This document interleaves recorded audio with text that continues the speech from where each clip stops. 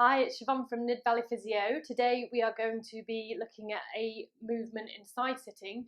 It's going to help with movement through the neck, the shoulder blades, the spine and through the hips, and there'll be a couple of variations to assist you along the way.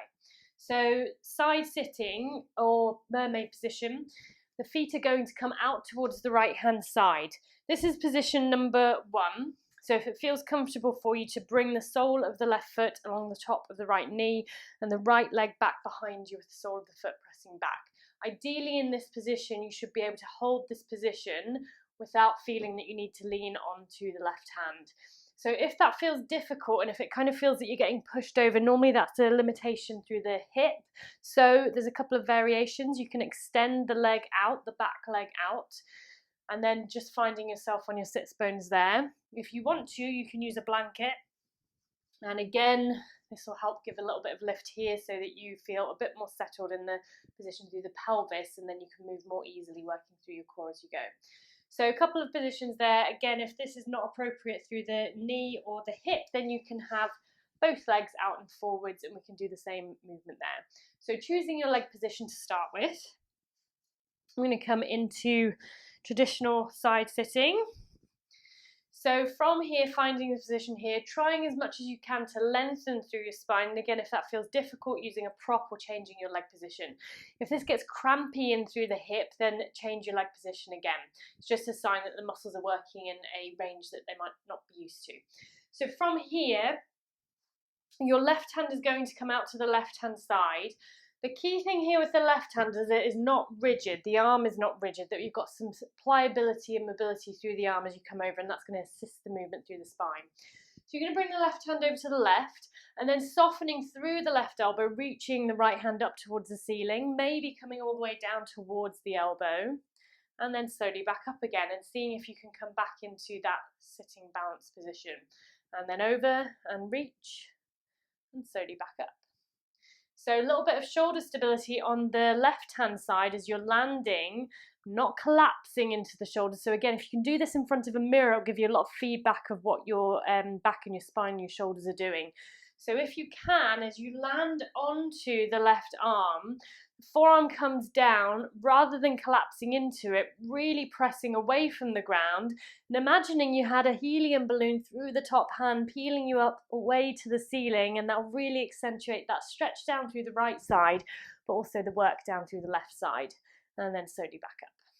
So to add on to that, I'm going to come over towards the left, and then as if a bit of a seesaw action, slowly coming up, holding on to the right calf with the right hand, and maybe lifting up through the left hand up to the ceiling, getting a counter stretch down through the left side, and then slowly over, and reach, and then lift.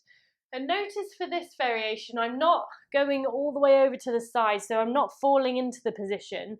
I'm really reaching and lengthening, and then slowly come back through. So putting those cues into action, and then when you're ready, coming back to center, hands can come back to behind you and walking your feet over to the other side. So now your feet will be pointing over to the left-hand side. You might notice that there's quite a big difference between the hips side to side, between the knees side to side.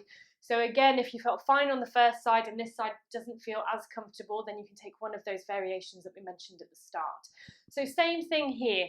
Right hand is going to come out to the right hand side, slowly lowering down to the right elbow, lifting up through the left hand, and then slowly coming back to center. And then sliding out and reaching, and then slowly back to center. So do a couple more here. Not forgetting getting that length through the arm, so I'm not falling into the bottom shoulder or leaning over to the side. Really engaged in the position. Lowering down through the right elbow, I reach away through the left fingers, almost feeling that I was getting pulled apart through center. And then back up.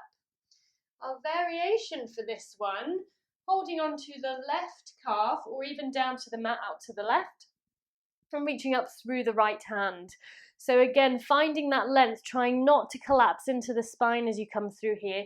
If that is happening, then sometimes a bolster underneath the hips like the blanket or some blocks can really help just give you a little bit more opening through the spine.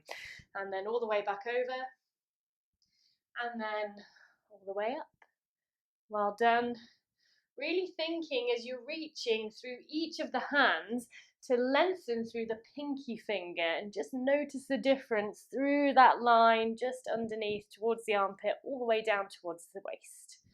And same on here, reaching with that pinky finger and then through.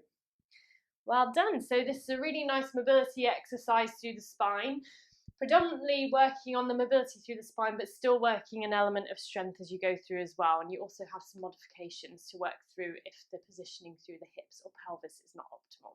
So enjoy that and let me know how you get on. Thanks.